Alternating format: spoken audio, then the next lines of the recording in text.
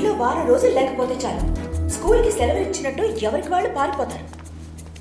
శేఖర్ వాళ్ళు సంబంధం చూడడానికి ఎందుకు రాలేదో కనుక్కోలేదు. ఏంటి శేఖర్ గారు వాళ్ళు రాలేదని అందరికి ట్యూషన్ చెప్పేస్తున్నారు. ఎవరో ఫోన్ చేసి మనకి సంబంధం ఇంట్రెస్ట్ లేదని చెప్పారంట. వాళ్ళకి రావడం ఇష్టం లేక ఏదో కబుర్లు ఇవన్నీ. నువ్వు బాధపడకమ్మా, నువ్వు బాధపడకో. అలాగే డాడీ. వాళ్ళ తాత లాంటి సంబంధాన్ని నేను నీకు తీసుకొస్తాను. వాళ్ళ తాత అక్కర్లేదు, వాళ్లే కావాలి. ఎందుకు రారో చూస్తాను. ఎందుకు వస్తారో నేను చూస్తాను. Your genius daddy. నేను మహా వాళ్ళని చూశాను. ఇది ఒక్క మహా మడతేసి ఇస్త్రీ చేస్తారు మీ మమ్మీని. థ్యాంక్స్ అండి, thank you so much. Just స్పోకెనా?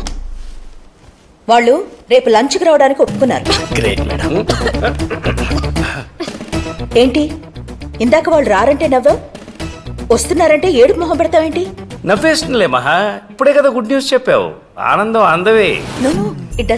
Shekhar వాళ్ళు వస్తున్నారని తెలియగానే మా మమ్మీ చేసిన హడావడి అంతా ఇంత కాదు.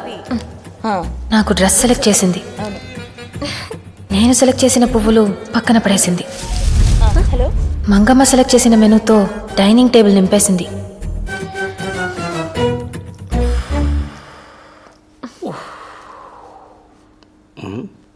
ఈ ఇరిటేషన్లో ఇమిటేషన్ వద్దు డాడీ. కుక్క పిల్లకి కోపం వచ్చిందా?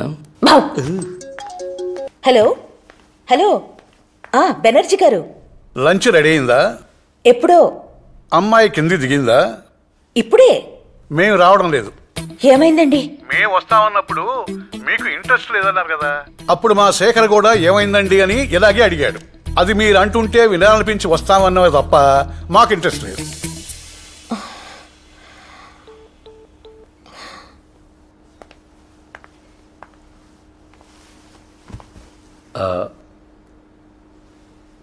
వాళ్ళు రావట్లేదు.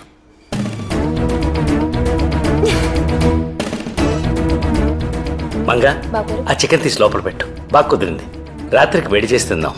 ఎప్పుడేం మాట్లాడాలో తెలీదా మీకు? వాళ్ళు రాకపోతే నువ్వెందుకు ఫీల్ అవుతావు మహా? నువ్వేం తప్పు చేయలే కదా. ఇప్పుడు చెప్పనా? ఏంటి? ఆ చికెన్ తీసి లోపల పెట్టమని.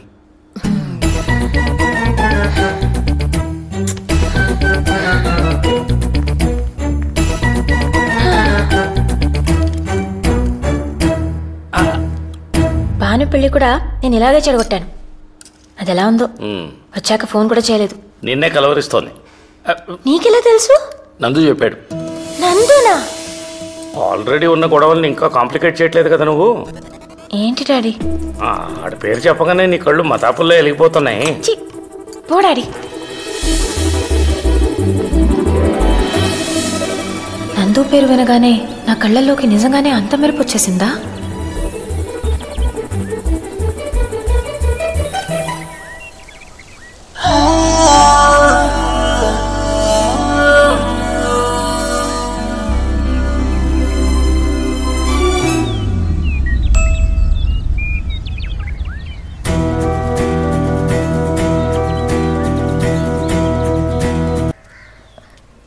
నమస్తే అండి.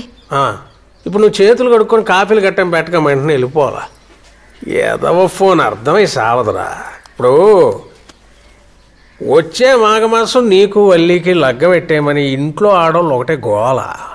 భానుకి పిల్లకుండా చేసుకున్నాను మీకు చాలాసార్లు చెప్పానండి. మొన్నడు ఎవడో వచ్చాడు, అతని క్యారెక్టర్ అంత బాగాలేదని. మీరు ఇచ్చే కట్నాలకి కలెక్టర్ వస్తారు మరి.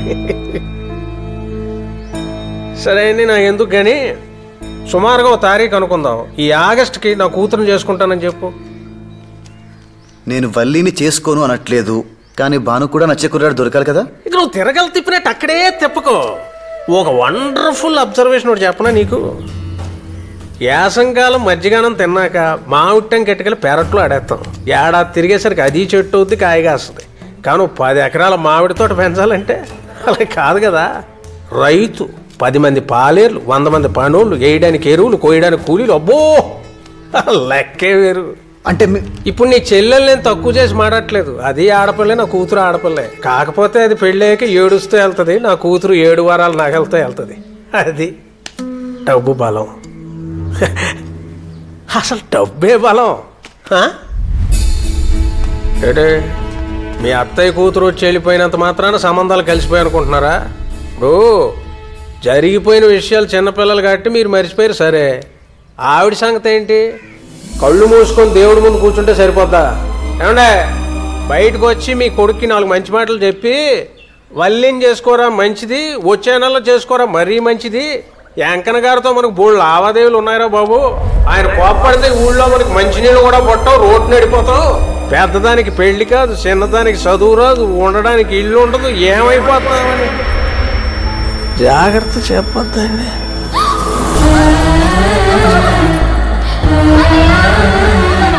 మరీ గట్టిగా నొక్కేసాడరా.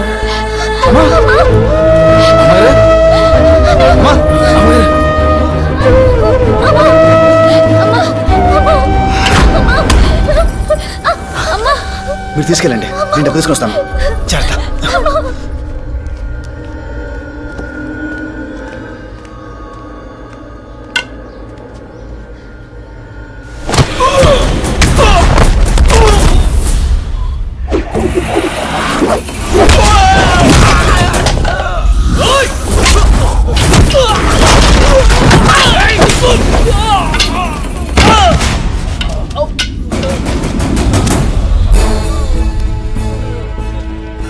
బ్రేక్ ఎంత తొక్కినా పర్లేదండి, కానీ యాక్సిలేటర్ ఎక్కువ తొక్కకూడదు, యాక్సిడెంట్లు అయిపోతాయి.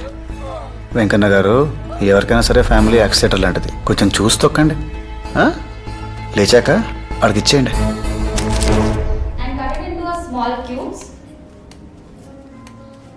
ఏం కోరుకున్నావు? ఏముందండి, గచ్చి మీద మచ్చలు ఉండకూడదని, కంచాలకి జిడ్డు ఉండకూడదని కోరుకున్నాను. దానికి బదులు నీకే ఓ ఇల్లు కోరుకోవచ్చుగా. మీ ఇల్లు నేనే తుడిచి నా ఇల్లు నేనే తుడుచుకోవాలా? నాకేమైనా పిచ్చా? అను, నీ షూ సైజ్ ఎంత? 6. గోపాల్, విన్నానమ్మా, విన్నాను. తొడగడానికి తేలిగ్గా ఉండేలాను, విప్పడానికి వీలుగా ఉండేలాను జత తీసుకుంటాను. ఆడడానికి సౌకర్యంగా ఉండేలా చూడు. ఎలా మేడం అసలు ఇలా? గోపాల్, ప్రతిసారి ఆశ్చర్యపరుస్తూనే ఉంటారు. మట్టి బుర్ర నాకు. మీరెంత అదృష్టవంతులు సార్, మా మేడం దొరకటం. ఏంటి బా, ఏంటి అడావుడి? బెనర్జీ గారు సంబంధం గురించి మాట్లాడడానికి ఒప్పుకున్నారు. ఎప్పుడు? ఎలా? పేరు చెప్పే ధైర్యం లేనివాడు ఫోన్ చేసి మాకు ఇంట్రెస్ట్ లేదంటే నమ్మారు. పెళ్లి కూతురు తల్లిని స్వయంగా వచ్చి రిక్వెస్ట్ చేస్తుంటే ఎందుకు నమ్మరు? మా మమ్మీ చెప్పిన లాజిక్కి నేనే పడిపోయాను. పాపం పిచ్చి బెనర్జీ గారెంత. క్రికెట్ స్టేడియంలో పొలిటికల్ మీటింగ్స్ జరిగినట్టు నా పెళ్లి చూపులు గోల్ఫ్ కోర్స్లో జరిగాయి. ఇదేంటి? నాకు కొంచెం కాన్ఫిడెన్స్ తక్కువ, పెరగడానికి మా సైకియాట్రిస్ట్ రికమెండ్ చేశాడు. అదేంటి? నాకు స్ట్రెస్ ఎక్కువ, తగ్గడానికి మా ఫ్యామిలీ డాక్టర్ సజెస్ట్ చేశారు.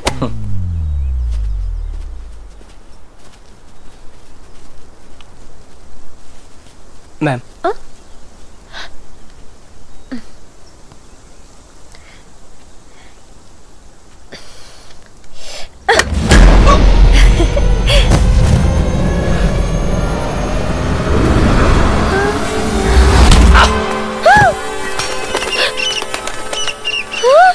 ఒక్క దెబ్బకి 2 పిట్టలంటే ఏంటో నాకప్పుడే తెలిసింది. యాజ్ యూజువల్గా మా మమ్మీ తిట్లు, నా ఏడుపు, ఫైనల్గా హాస్పిటల్. ఆ రోజు మొత్తంలో జరిగిన ఒకే ఒక్క మంచి విషయం, మా బావ. నందు, ఏమైంది? వల్లి 10 ఎకరాల మామిడి తోట, నీ చెల్లి పడేసిన మామిడి ట్యాంక్.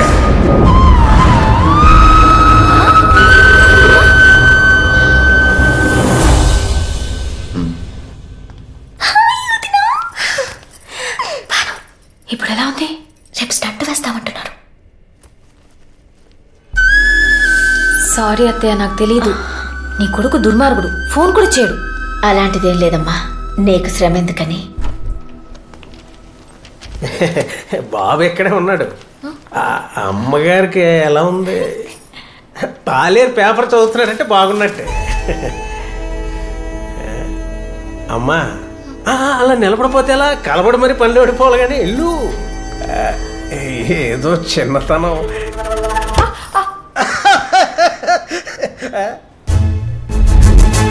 సిగ్గుకి స్పెల్లింగ్, మర్యాదకి మీనింగే కాదు, నవ్వుకి టైమింగ్ కూడా తెలియదు.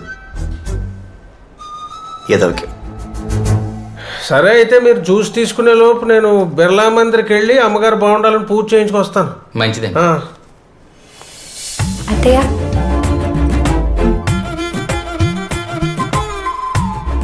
బాను, ఇందులో కాఫీ అయిపోయింది, తీసుకొస్తావా బాను?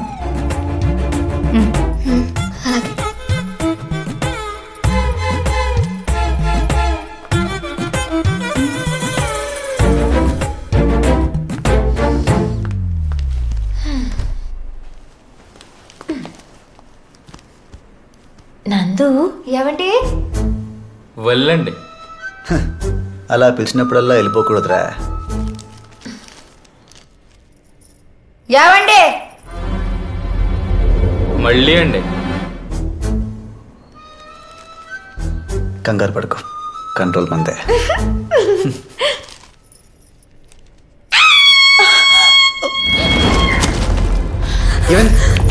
ఏమైంది? ఏంటి? వెళ్ళండి. ఎక్కడా? మీతో సెల్ఫీ దిగడానికి ఇంకా అక్కడ వెయిట్ చేస్తుంది ఏంటండి? ఎప్పుడు వెళ్ళిపోయి ఉంటుంది.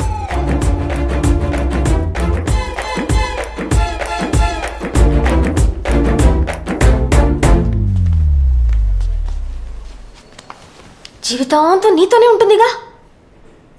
10 నిమిషాలు వదలలేదా మాకు?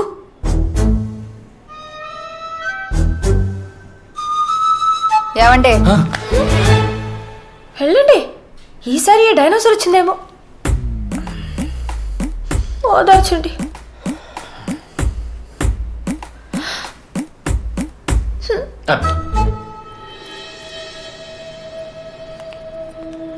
కలువపుల్లో నేను చేసిన దానికి బల్లి రివెంజ్ తీర్చుకుంది. ఓకే, గెలుపోవటంలో సహజం. కానీ నందుని లాగేయాలంటే ఇంకా చిన్న చిన్న ఎత్తులు సరిపోవు, గట్టిగా కొట్టాలి. రే ముత్యం, సన్నా సత్యం, కాస్త పనిచేయరా. వెళ్ళి బెటరాబు. భాను పాపం ఇక్కడేముంటుంది, నాతో పంపించు, మా ఇంటికి తీసుకెళ్తాను. అమ్మని ఎవరు చూస్తారు? నీ బల్లి ఉంది కదా. అదే బల్లి ఉంది కదా, అది చూస్తుంది. వద్దు. అంతేలే, నా మాటలు ఎందుకుంటా? నీ పెళ్ళ వచ్చేసిందిగా. హే, పిచ్చి పిచ్చిగా మాట్లాడుకో. అది కూర్చొని వేసుకుంటున్నా. నేను నీకేం కాను. అప్పుడు ఊళ్ళో నువ్వు చూపించిన కథ అంతా అబద్ధం. నన్ను గెస్ట్ గానే చూసావు. సరే సరే సరే, తీసుకెళ్ళు. దయచేసి ఏడకు ప్లీజ్. బాను, బట్టలు సర్దుకో. కానీ ఒక్కరోజే, రేపు సాయంత్రానికల్లా పంపించేయాలి, సరేనా? చిగురాకులలో చిలకమ్మ.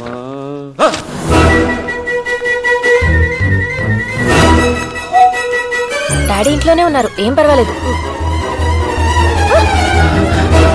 బాను ఎందుకు తీసుకొచ్చావు? మీ అమ్మ చూస్తుందంటే చంపేస్తుంది. వాళ్ళ మావయ్య ఇంటికి అది వచ్చింది, తప్పేంటి? నీకు తెలియదు. బానురా, నింపేస్తాను. డాడీ, నేను వద్దని చెప్తూనే ఉన్నాను. ఎవరి అమ్మాయి? బాను. దాని ఫ్రెండ్ కాదు, కామేశ్వర అత్తయ్య కూతురు. ఇందాక నేను శేఖర్ని హాస్పిటల్కి తీసుకెళ్ళినప్పుడు అక్కడ కనిపించింది. అత్తయ్యకి ఒంట్లో బాలేదంట. ఆడపిల్ల ఒక్కతి ఏముంటుందని తీసుకొచ్చా. కానీ డాడీ ఒకటే గొడవ, మీ అమ్మ ఒప్పుకోదు, గొడవ చేస్తుందని. నువ్వు అంత బేడా mummy? I hate you daddy. నేను మమ్మీ కూతుర్ని. డాడీ చెప్పినట్టు భానుని పంపేయాలా? ఎందుకు? లోపలికి పంపించు. ఎన్నాళ్ళు కావాలంటే అన్నాళ్ళు ఉండమ్మా. అసలు వీళ్ళు నీకెలా తెలుసు? వాళ్ళకే నేను తెలుసంట. ఎందుకు తెలవదు? ఇక్కడ వార్తలన్నీ మీ నాన్న మోసుకెళ్తారుగా. అను, నువ్వు అనుకున్నంత అమాయకులేం కాదు వాళ్ళు. నా మొహం మీదే తలుపులేసింది వాళ్ళమ్మ. నేను వ్యాపారం చేస్తానంటే పెట్టుబడిచ్చాడు బాను వాళ్ళ నాన్న. తన ఆస్తి తాకట్టు పెట్టి నన్ను డబ్బులు తీసుకోమన్నాడు.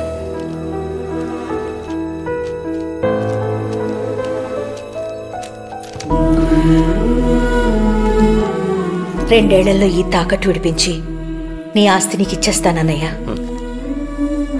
తర్వాత నా దగ్గర డబ్బులు లేని టైంలో వచ్చి పీకల మీద కూర్చున్నాడు.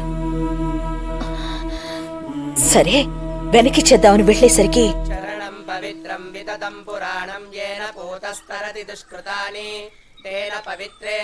ఇలా అవుతుందని అనుకోలేదు వదినా. డబ్బు తెచ్చాను. నందు,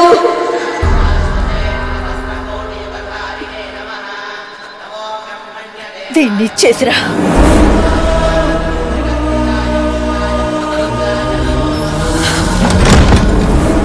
మేమేదో దారుణం చేసినట్టు చూసింది వాళ్ళమ్మ. అయినా ఇవన్నీ నీకెందుకు, జాగ్రత్త అంతే.